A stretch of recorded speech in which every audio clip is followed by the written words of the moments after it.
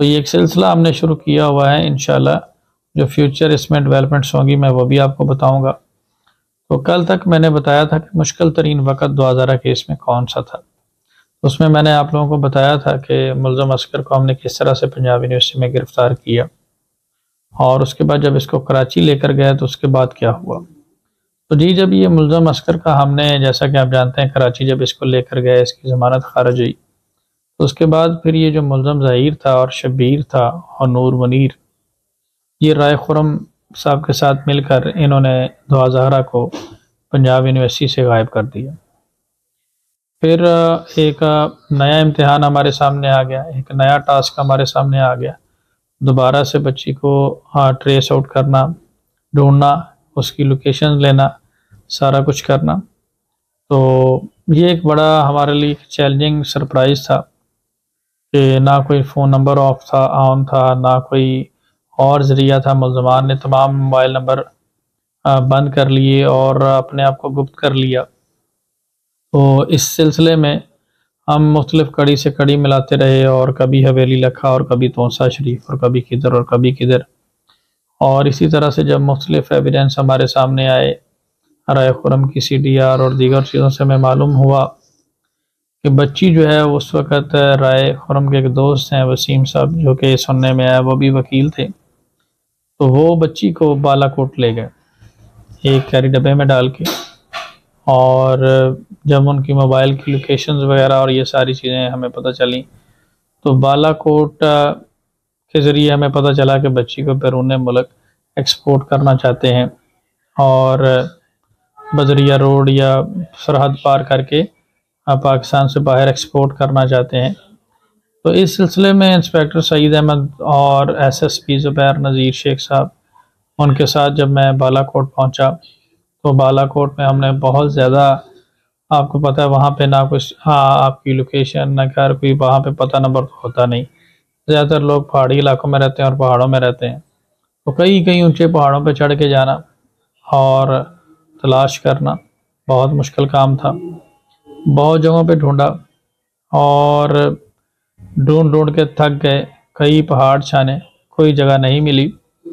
Then उसके बाद क्या हुआ कि एक जगह पे हमें मालूम हुआ, तो वहाँ तक हम पहुँचे। तो हमारे वहाँ पहुँचने की मुल्ज़मान को पहले से ही खबर हो चुकी थी, और जब हम वहाँ पे पहुँचे तो वहाँ से दुआ ज़हरा के कपड़े और जहाँ पे जो अहले इलाका थे उनको जब हमने बताया कि ये बच्ची है और इसको अबडक्ट किया गया, और उन्होंने तस्वीरें देखी और उन्होंने शनाख्त की कि जी वाकई ये गैंग इस बच्ची को यहाँ पे लेकर रैश पजीर था और रह रहे थे यहाँ पे। तो उसके बाद क्या हुआ, मुख्तसर बात यही है, और आप लोगों के आने से थोड़ी देर पहले, आधा घंटा पहले, इसको यहाँ से बाहर ले गए हैं और किसी दूसरी जगह मुंतकिल कर दिया गया है। और अब हमने उन गवाहान के, मैं नाम भी आपको बताऊंगा, पुलिस चलान में भी मेंशन है, बयानात कलम बंद किए, और पता चला कि जो वसीम एडवोकेट थे, इन्होंने दुआ ज़हरा को बालाकोट से किसी और जगह मुंतकिल कर दिया और अपने ड्राइवर के ज़रिए वहाँ पहुँचा दिया।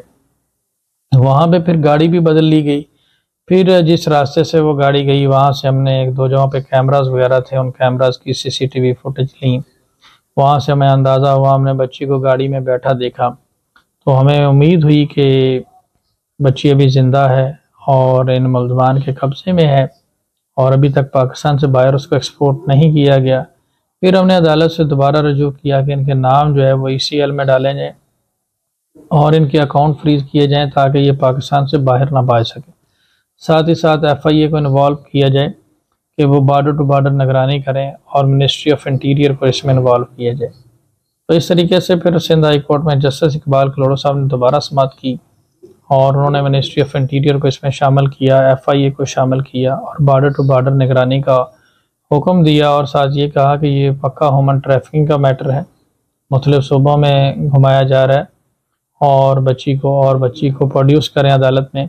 इस दौरान IG सिंध के लिए भी एक चैलेंज था बच्ची को प्रोड्यूस करना, और IG सिंध जो थे वो यही कहते, कभी कहते पंजाब का केस है, पंजाब से जब वो बालाकोट ले गए तो उन्होंने कहा जी KPK का केस है, फिर जी बलोचिस्तान का केस है, तो फिर अफ़गानिस्तान का केस है, सिंध का केस नहीं है। लेकिन इसमें बार बार हमने एक ही मौक़िफ़ अख्तियार किया कि बच्ची सिंध की है, सिंध से लापता हुई है, तो इसको यहाँ पे पेश तो करें, अदालत के सामने पेश तो करें।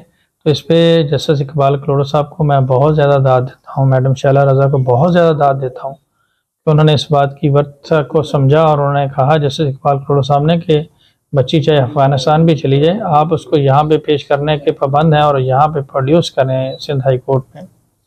तो मकसद मैं आपको बताता हूँ कि काफ़ी अरसा बालाकोट की छान करने के बाद हमें दुआ ज़हरा का पता वहाँ पे नहीं चला, वहाँ पे हम उसको नहीं ढूंढ पाए और बाद अज़ा हमें पता चला कि दुआ ज़हरा को वहाँ से भी बालाकोट से किसी तीसरी जगह और तीसरी जगह से फिर वापस पंजाब में ले आए और वो जो शख्स जिसकी हम लोकेशन को टैप कर रहे थे वो मोबाइल फ़ोन के ज़रिए हमें घुमाता रहा है, चक्कर देता रहा है और मुख्तलिफ पहाड़ी इलाकों में चक्कर देता रहा है, जबकि बच्ची को किसी दूसरे मुल्ज़म के साथ भेज दिया गया था और इस तरह से मोबाइल फ़ोन वहाँ पर रख के हमें मिसगाइड करता रहा। तो ये इस तरीके से उन पहाड़ी इलाका जो हमने छान मारा और वो उसमें देखा बगैर किसी सवारी के और ये सारी चीज़ें कई कई ऊपर पहाड़ चढ़ के जाना और वो एक बहुत ही मुश्किल तरीन वक़्त में से एक मरहला था। तरह की नई नई चीज़ों का सामने आना, फिर ये पता चलना कि बॉर्डर टू बॉर्डर जो है वो बच्ची को कहीं एक्सपोर्ट ना कर दें, तो ये एक सेकंड मुश्किल मरहला था इस केस में जब हमें पता चला।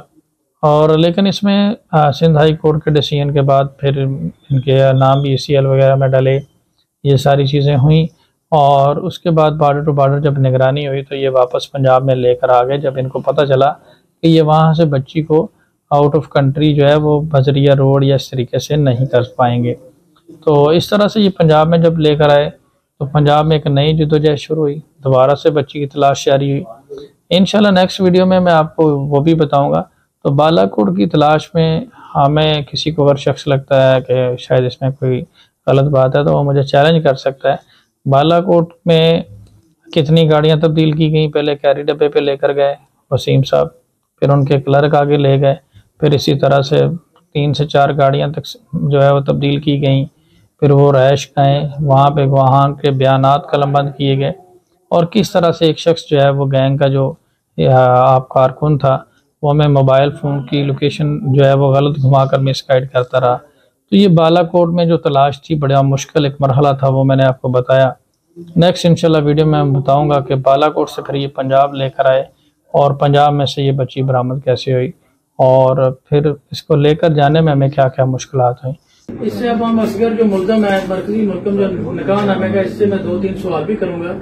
अच्छा, तो असगर साहब अब आप मुझे ये बताएं कि ये जब आपने जाली निकाह नामा जो तैयार किया था उसके ऊपर अंगूठा आपका ही है? वो जाली का मुझे नहीं पता, अंगूठा आपका ही है? मैं जितनी बात साइन किए थे, साइन और अंगूठा आपका ही, मतलब आप ये मानते हैं कि उसमें आप विटनेस गवाह है। देखिए ये सबके सामने ये बातचीत मान भी रहा है कि ये जो जाली निकाह नामा था उसके ऊपर अंगूठा भी इनका है। और आप क्या लगते हैं सईद के? सर वो थोड़ा ऊंची बताएं। हमारे गांव के हैं। अच्छा, हमारे गांव के हैं और वो उसका भाई मेरे साथ वो मुलाजिम है। अच्छा, हमें तो किसी ने बताया कि आप उसके कजन हैं। नहीं कजन नहीं। तो आपके साथ इन्होंने इसका मतलब राब्ते में थे, जब कराची से हैं तब से राब्ते में थे, यहाँ आकर राब्ता किया? आप कैसे गवाह बने, आपको कैसे पता चला? मुझे शबीर जो है ना उसका जहर का भाई वो मुझे दफ्तर से लेके गया किस तरह अनारकली जाना है। फिर अच्छा, मैंने उससे दफ्तर में पूछा कि अनारकली किस लिए जाना है, उसने कहा कि जहर का निकाह है।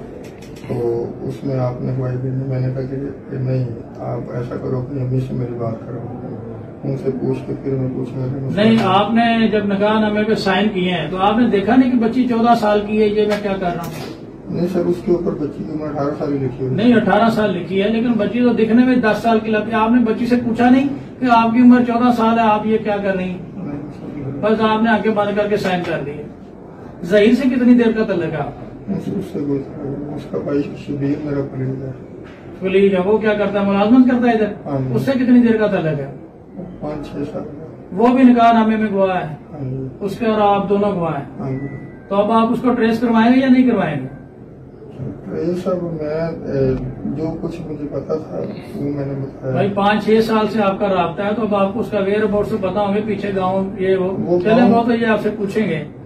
अच्छा, तो असगर साहब अब आप मुझे ये बताएं कि ये जब आपने जाली निकाह नामा जो तैयार किया था उसके ऊपर अंगूठा आपका ही है?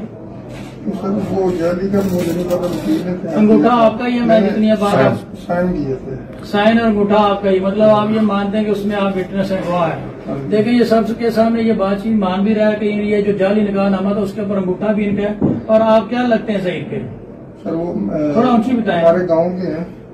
अच्छा, हमारे गांव के हैं और वो उसका भाई मेरे साथ वो मुलाजिम है। अच्छा, हमें तो किसी ने बताया कि आप उसके कजन हैं। नहीं कजन नहीं सर। तो आपके साथ इन्होंने इसका मतलब राब्ते में थे, जब कराची से आए तब से राब्ते में थे, यहाँ आके राब्ता किया? आप कैसे गवाह बने, आपको कैसे पता चला? मुझे शबीर जो है ना उसका जहर का भाई वो मुझे दफ्तर से लेके गया किस तरह अनारकली जाना है। फिर अच्छा। मैंने उससे रास्ते में पूछा कि अनारकली किस लिए जाना है, उसने कहा कि जहर का निकाह है।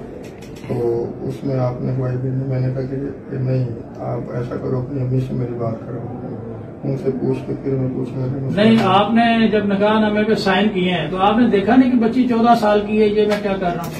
नहीं सर, उसके ऊपर बच्ची की उम्र 18 साल लिखी हुई। नहीं, 18 साल लिखी है, लेकिन बच्ची तो दिखने में 10 साल की लगती है। आपने बच्ची से पूछा नहीं कि आपकी उम्र 14 साल है, आप ये क्या कर रही हैं? बस आपने आगे बंद करके साइन कर दिए। जहीर से कितनी देर का तल्लक है आपका? उससे उसका भाई शबीर मेरा कलीग है। कलीग है, वो क्या करता है, मुलाजमत करता है इधर? हाँ जी। उससे कितनी देर का तल्लक है? 5-6 साल। वो भी निकाहनामे में गवाह है, हाँ जी। उसके और आप दोनों गवाह हैं। हाँ जी। तो अब आप उसको ट्रेस करवाएंगे या नहीं करवाएंगे? ये सब मैं जो कुछ मुझे पता था वो मैंने बताया। भाई 5-6 साल से आपका राब्ता है, तो अब आपको उसका वेयर अबाउट से पता होंगे, पीछे गाँव ये वो चले, वो तो ये आपसे पूछेंगे।